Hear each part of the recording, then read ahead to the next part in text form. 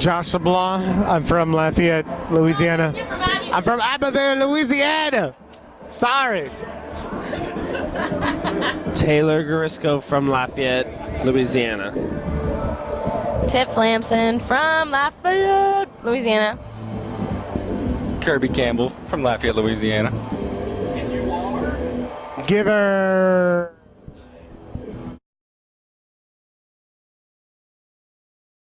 Favorite artist? Lots of them. Tiff, what are you? From the last weekend or this week? Well, anybody should see St. Vincent live. I think that's amazing. And Feist, she Yes. had like an orchestra with her, which was amazing. Group Love was great. They played right after us. Amazing. Yeah, Bon Iver, so good. Radiohead, so good. Yes. Good job, booking agent of Coachella Festival. Kirby, top two. Death Grips was pretty cool. Oh, yeah. They were really cool. I don't know, Radiohead. Yeah. Okay. Boom, you heard it there from Kirby Campbell. St. Vincent. Yeah. We already said St. Vincent. She jumped out in the crowd. She was like crowd surfing. I don't know if you guys saw that. That was really cool.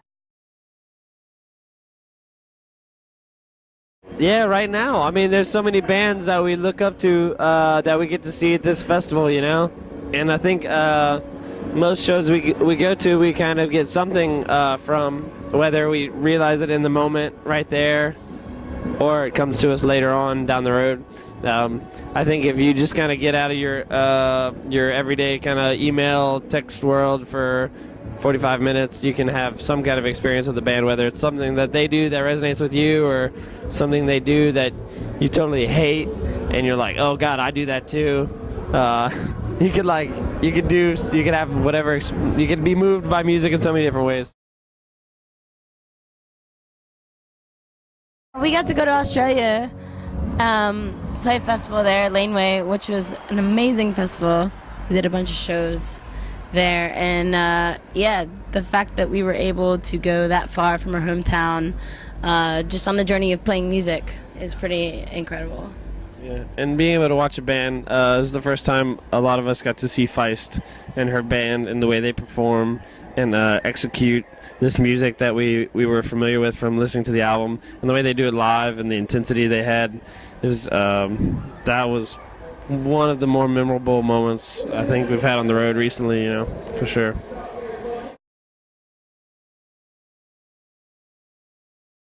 I would just say avoid being a dick at all costs.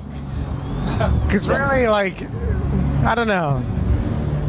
You're playing music, you probably love music, and why be a dick, as Josh says. Yeah, because Josh said.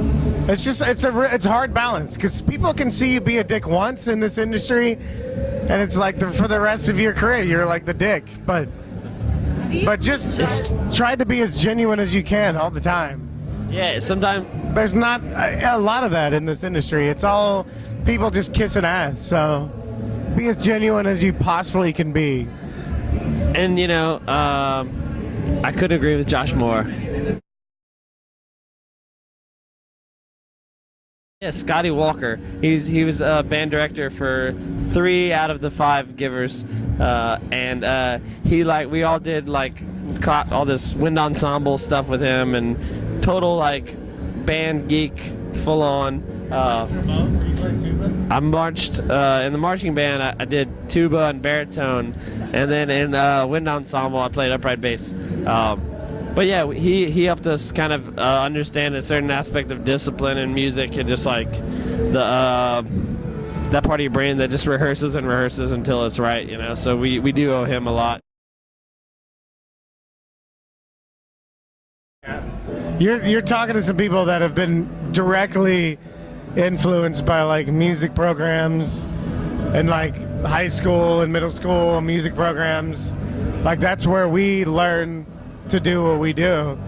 So we feel like that's a very important resource for any community, which music is a giant part of where we come from. Louisiana, it's culture, then music, then food, then everything else, you know. So it's like that music education is like extremely important to us. We wouldn't be doing the stuff we're doing without marching band, which is weird to say. And it shouldn't stop there. It should be expanded into where kids can not just learn classical music and jazz music, you know? Like that's a great place to start. But then like you have this world of folk music and pop music and roots music that they could be studying as a 6th grader or 7th grader, because kids are just into it now. But like, you know, because they don't have the right tools there, it just doesn't happen. Yeah, Music Cares. We know about that program from Tiff and I were in New Orleans whenever Hurricane Katrina came, and we know a lot of musicians that were in New Orleans that had all their stuff washed away.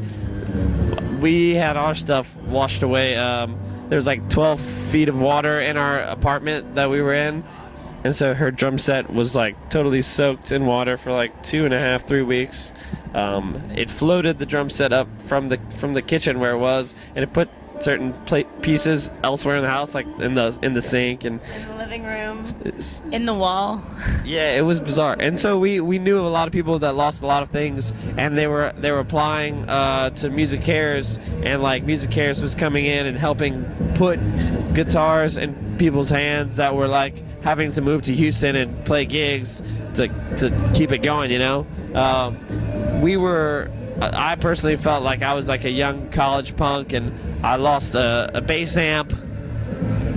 That's it. And so I felt weird about like trying to jump in line in front of all these, you know, just like New Orleans musicians that have been living there for years and years and years. I just moved there. We were there for like 3 weeks. And so we lost some stuff, but we thought it was awesome that Music Cares came in and just like did what they did, you know, like helped out a lot of people, you know.